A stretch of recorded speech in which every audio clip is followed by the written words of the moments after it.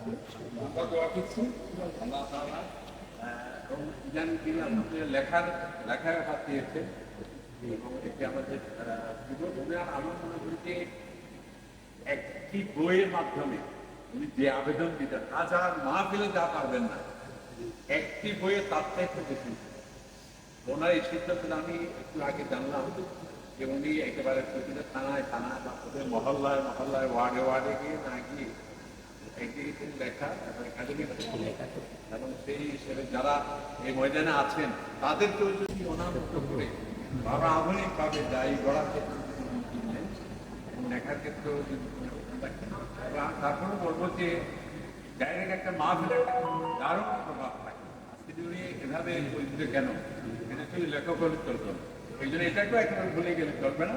তবে সেটি যদি বাংলাদেশে মুসলিম দেশ এখানে যে যেটি বলতে না কেন সবাই তো এই জন্য ওইটাও আমাদের সতর্ক করতে হবে। আল্লাহ তাআলা তৌফিক এরকম একটা আন্তরিকভাবে নেপালটা জানে আজকে আলেমের মধ্যে সর্বস্তরের এই যে মিলন মেলা তিনি আয়োজন করেছেন।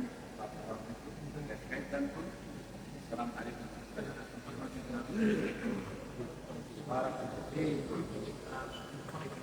প্রোগ্রামের জন্য 2 মিনিট একটু কথা বলে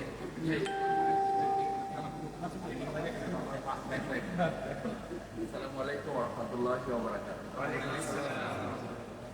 আমাদের শ্রদ্ধাবাদের হোস্ট, আমাদের প্রিয় মাতৃভূমি বাংলাদেশের বন্ধু ছাড়িয়ে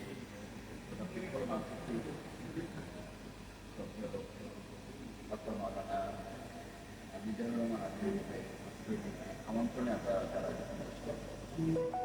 প্রথমে আমরা শুক্রিয়া আদায় করি আলহামদুলিল্লাহ আয়োজনে আপনাদেরকে আপনাদের সামিল করে। আমি দুটো ছোট কথা বলছি, 2 মিনিটের কম সময় করতে পারলে আমাকে যাদের সাথে আমরা আজকে মিলিত হতে সুযোগ পেয়েছি, এটি বাংলাদেশের জন্য অত্যন্ত গৌরব এবং অত্যন্ত মর্যাদার গুরুত্বপূর্ণ সময় আমাদেরকে আল্লাহ তাআলা প্রয়োজন দান করে।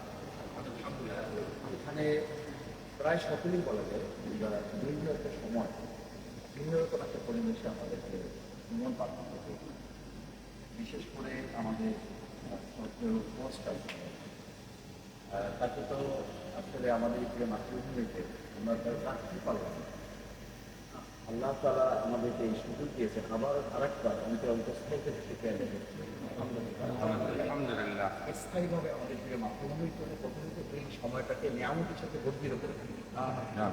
দ্বিতীয় হচ্ছে আমি ভিতরের ওয়াজ থেকে একটু কথা বলি,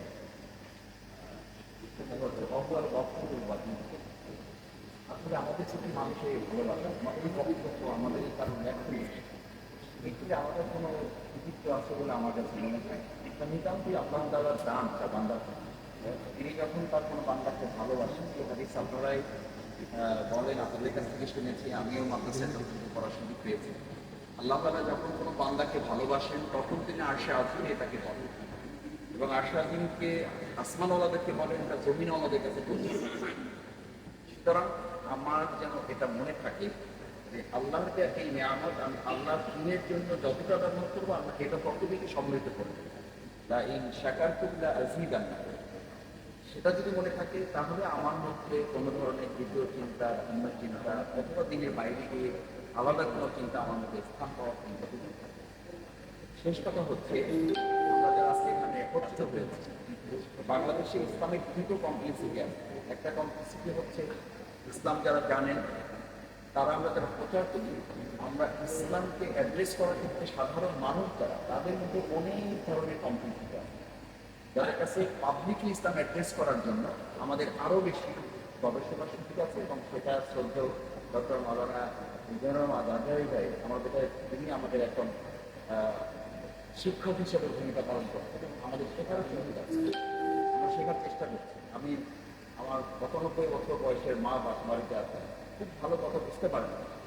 এই ইউটিউব ওপেন করলে বলেন যে আমার ওই ছেলে একটা আছে না, আজাহির ছেলের ওয়াজটা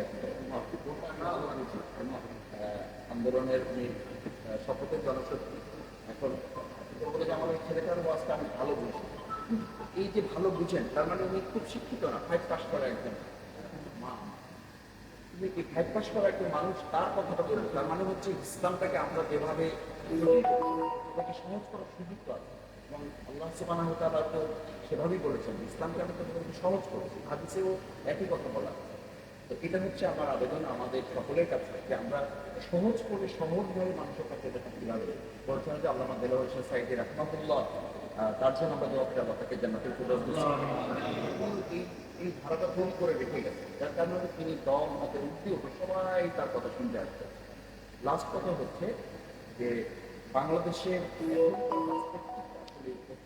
জেনারেশন টু জেনারেশন যে চেঞ্জ হচ্ছে, যেটা যদিও আমি শেষ কথায় এসে শুনতে পাচ্ছিলাম, জেনারেশনকে কভার করার জন্য আমাদের ইসলামাইজেশনটাকে মডার্ন টেকনোলজির সাথে যদি অ্যাডজাস্ট করার ক্ষেত্রে আমরা ইসলামকে বা পিছনে ফেলি। আমি কোথাও কোথাও দেখি যে মাদ্রাসায় ব্যানার টানানো আছে, আমি আজকে প্রেস ক্লাবে একটু আগে কথা বলে আসছি যে ইসলাম ও আধুনিকতার সমন্বয়, এই ল্যাঙ্গুয়েজগুলোর সাথে আমরা কেন পরিচিত হচ্ছি?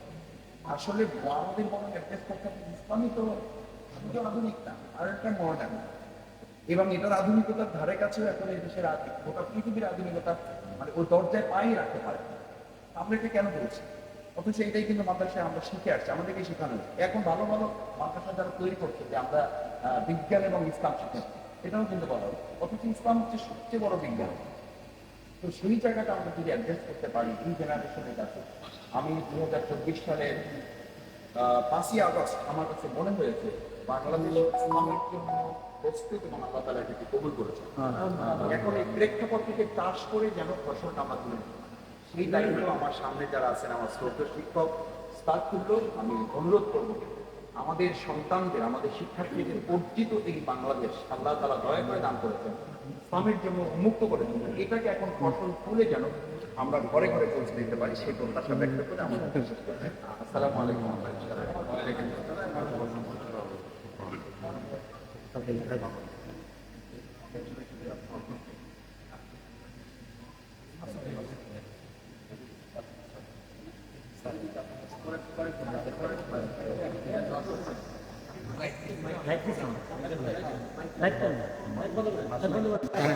লাইট